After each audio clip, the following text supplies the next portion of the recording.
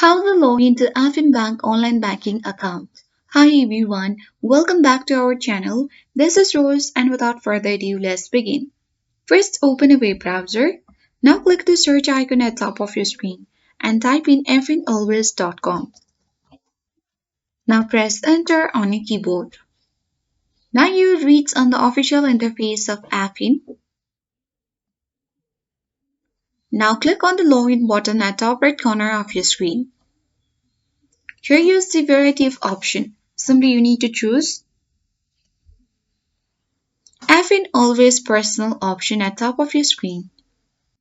Now you'll reach on the welcome back or the sign in page of Affin where you need to enter your username that is created during the sign up. In case if you forget it, you can easily click forget username and follow the recovery steps. Verify the security image and word displayed, and if they don't match what you said, you can check your username again.